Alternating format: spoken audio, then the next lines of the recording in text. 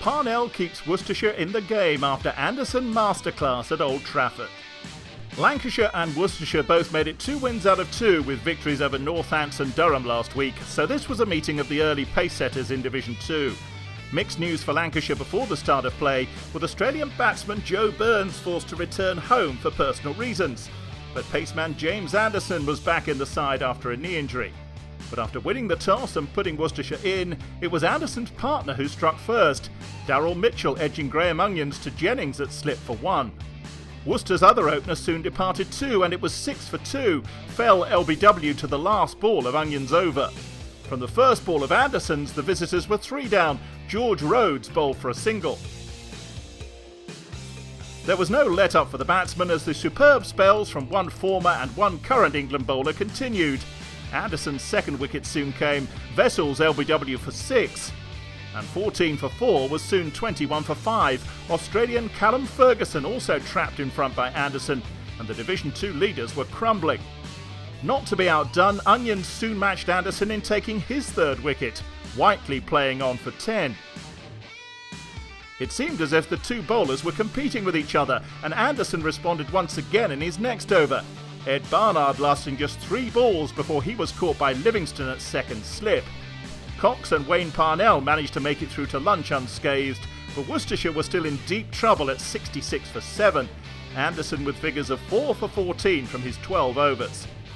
But with him and Onions rested from the attack, things became a little easier for the batsmen after lunch, and Cox and Parnell were able to post a half-century stand before the next wicket fell. Cox caught behind off Gleeson, and Worcester far from out of trouble at 90 for 8. Parnell was still there, and with skipper Joe Leach playing his shot straight away, they moved the total into 3 figures.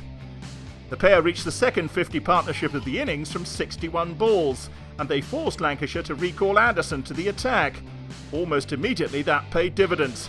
After reaching 36 from 36 deliveries, Leach edged behind to Villas, and Anderson had his 5th wicket. Parnell reached his 50, and when it did fall, it didn't go to Anderson, but Tom Bailey, bowling Parnell for 63. A good effort from the South African, helping to drag Worcestershire to 172 all out as tea was taken. Lancashire still with the upper hand in the match, thanks largely to Anderson's 5 for 25. After tea, the home side's reply got off to a slow start, just 10 runs from the first 6 overs, but the patience didn't pay off. Jennings caught by Fell at 4 slip off Leach for just 3. New batsman Jake Lehman was making his county debut, having played for Yorkshire 4 seasons ago, but it wasn't an auspicious one. He edged Parnell to Vessels at slip, and the hosts were 21 for 2. Lancashire now needed to dig in, and Hamid and Jones edged the total past 50. Before the opener was dismissed, LBW to Morris for 29.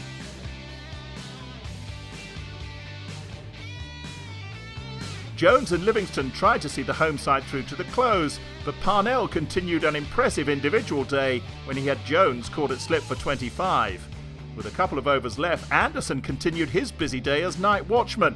He couldn't make it to the close, LBW to Parnell for 4 in the last over of the day, to leave Lancashire 88 for 5, still 84 runs behind. Worcestershire will be pleased with their fight back, and both sides will have the chance to take control on day 2. Worcestershire collapse again on another dramatic day in Manchester. A superb spell of 5 for 25 by James Anderson helped Lancashire dismiss Worcestershire for 172 at Old Trafford. The England legend's performance was matched by Wayne Parnell, who made 63 with the bat, and then took 3 wickets as the home side closed on 88 for 5. The overnight pair of Villas and Livingston had hatched a plan to get their side back on top in the game, both playing their shots from the outset to reach a 50 stand, which moved them closer to Worcester's total. With Livingston in particularly destructive mood, the deficit was wiped out well before lunch. But just as they looked set to bat through the session, Villas fell, bowled by Parnell for 39. The South Africans' extra bounce and movement proving decisive. And from 186 for 6, the Worcester bowlers hit back hard. Just 1 run later, Newman Croft was caught at second slip by Mitchell off Morris. And in his next over, the same bowler accounted for Bailey. Morris appealed for LBW, but the batsman was actually out-caught after the ball looped to Barnard. It fell to Parnell to take the key wicket. Livingston bowled for 69, misjudging an in-swinger after hitting 14 boundaries. The bowlers 5 for complete. And one more fell on the stroke of lunch to end the innings. Onions caught by Leach off Morris for 4, and Lancashire had lost their last 5 wickets for 15 runs. Their first innings lead a rather slender 29.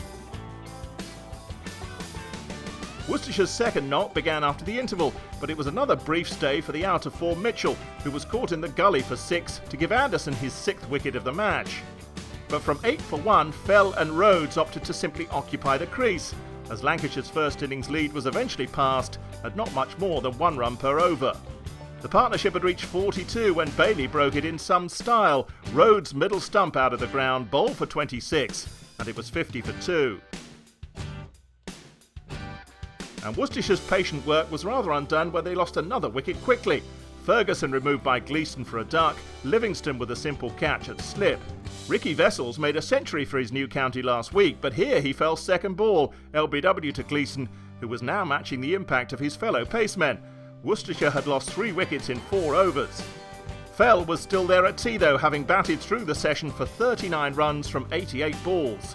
Whiteley was on 5, and 76 for 4 represented a lead of just 47 runs for the visitors.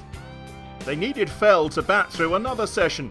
Instead, he departed after adding just 1 more run to his tea-time score, Gleeson pinning him LBW for 40. And Worcestershire's lead had only just passed 50 when they lost their 6th wicket. Anderson back in the thick of it, bowling Whiteley for 5. Ben Cox hit a couple of 4s in his 19, but when he was LBW to Bailey, Worcester led by just 70, and they really needed Parnell to chip in with runs for the second time in the match. The pair added 42 to edge Worcestershire's lead past 100, but with the close in sight they suffered a cruel blow, Barnard dragging a Livingston leg break onto his stumps to fall for 18. And in the last over of the day, a crucial wicket for the home side. Parnell caught behind off Gleeson for 25, leaving Worcestershire 149 for 9, a lead of just 120. Lancashire will be confident of wrapping up the win on day 3. Lancashire take over top spot in Division 2 after 6-wicket win. 15 wickets fell on day 1 and 14 more on day 2 at Old Trafford, but it was Lancashire who looked set for victory on day 3. Worcestershire resumed on 149 for 9 in their second innings, just 120 runs ahead. The last pair's aim was to add as many runs as possible to that lead, but Joe Leach couldn't do so. With just 5 more runs scored, he picked out Anderson at mid-off to give Gleeson his 5th wicket. He's now achieved that feat 3 times in 4 innings at Old Trafford. Worcestershire 154 all out, and Lancashire's victory target was 126. Their pursuit of that modest figure didn't start well. Hamid caught by Vessels off Morris in just the 2nd over.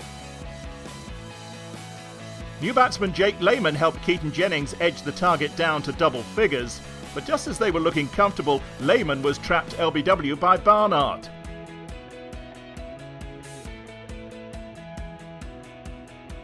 If Lancashire were feeling any pressure at 32 for 2, Leach certainly took advantage. The skipper bowled Jennings for 23. And from his next ball, Livingston edged to Vessels for a golden duck, and it was suddenly 32 for 4. Leach couldn't complete his hat-trick, but he'd certainly put some doubts in Lancastrian minds. Rob Jones and Dane Vilas steadied things to lunch, which came with the home side 59 for 4 and needing 67 more. And when play resumed, the pair continued in the same vein, as Lancashire's fears evaporated. A 50 partnership of 117 balls took the winning target below 50, and Vilas was very much the driving force, bringing up a personal half-century when he drove Barnard back down the ground for 4. But it was partner Jones who hit the winning boundary after coming down the wicket to Rhodes.